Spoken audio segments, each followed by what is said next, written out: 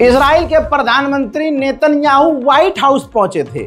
जी हाँ, ये है व्हाइट हाउस पहुंचने की तस्वीर। जिस तरह से ट्रंप सबको रिसीव करते हैं वैसे ही नेतन्याहू को रिसीव किया और उसके बाद कई बातें हुई, लेकिन मेन बात और मेन तस्वीर आपकी स्क्रीन पर, ऐतिहासिक तस्वीर पूरी स्क्रीन पर इसलिए दिखा रहा हूं ताकि जो मैं एक्सप्लेन कर रहा हूं आप समझ जाए। देखिए, जो कतर पर इजराइल ने हमला किया, आखिरकार डोनाल्ड ट्रंप ने और इतना दबाव बनाया कि नेतन्याहू से व्हाइट हाउस के अंदर बैठकर माफी मंगवा दी। अगर आप इस तस्वीर को देख रहे हैं तो नेतन्याहू के हाथ में कुछ पर्चा है, उस पर्चे पर पूरा माफीनामा ट्रंप ने लिख कर दिया है और ये सीधा सीधा उसको पढ़कर माफी मांग रहे हैं। जी हाँ, माफी मांग ली है। कतर के अमीर को भी डोनाल्ड ट्रंप ने फोन लगा कर दिया और आप देख रहे हैं कि ट्रंप के सामने फोन पर अमीर से बात कर रहे हैं कतर के, और उनसे नेतन्याहू ने माफी मांगी। कहा कि जो लोग मारे गए हैं आपके, हमें अफसोस है, हमसे गलती हुई है और हम वादा करते हैं आगे से ऐसा नहीं होगा। उधर कतर की तरफ से रिस्पॉन्स ये आया है कि कतर की गवर्नमेंट कह रही है कि हाँ, वी आर नाउ ओके, हमारा ईगो सेटिस्फाई हो गया, हम ओके हो गए। रिपोर्ट ये है कि जब कतर पर नेतन्याहू ने हमला किया तो कतर का अमीर गुस्से से लाल हो गया था।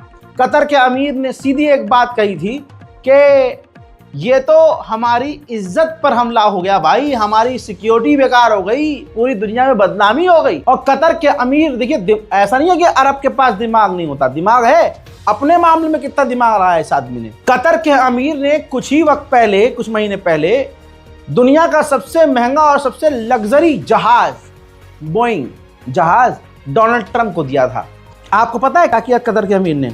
चिढ़ के कतर के अमीर ने अपना दिया हुआ गिफ्ट वापस मांग लिया ट्रंप से कि भाई साहब वो दे दो, और कहा कि जब अमेरिका के एयर डिफेंस सिस्टम हमारे यहाँ तैनात है और वो हमारे यहाँ एक्टिव नहीं है हमारे लिए, तो हम क्या करें, और ऐसे आदमी को हम गिफ्ट दे रहे हैं। तो ये बातें बोलकर डोनाल्ड ट्रंप से उन्होंने अपना गिफ्ट मांग लिया वापस और अमेरिका पर सीधा भड़क गए, अमेरिका को खरी खोटी सुनाई।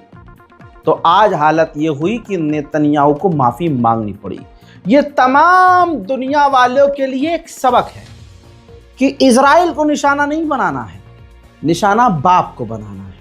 नेतन्याहू को निशाना बनाओ, अमेरिका को निशाना बनाओ, डिप्लोमेसी से निशाना बनाओ, किसी भी तरह से उसको जब जाल में लेके आओगे, प्रेशर उस पर बनाओगे, तो अपने आप इजराइल ठीक हो जाएगा। इतिहास में ये बहुत कम देखा गया है कि इजराइल कहीं माफी मांगता है, लेकिन हाँ, कतर से उसने, नेतन्याहू ने अपने मुंह से इस जबान को, अपनी गंदी जबान से माफी मांग ली है।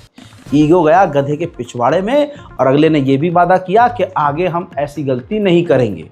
गलती मान ली है, गलती मान रहा है, लेकिन फिर भी कतर से मैं यही कहूंगा कि भरोसा इन कुत्ते की जात पर ना करें।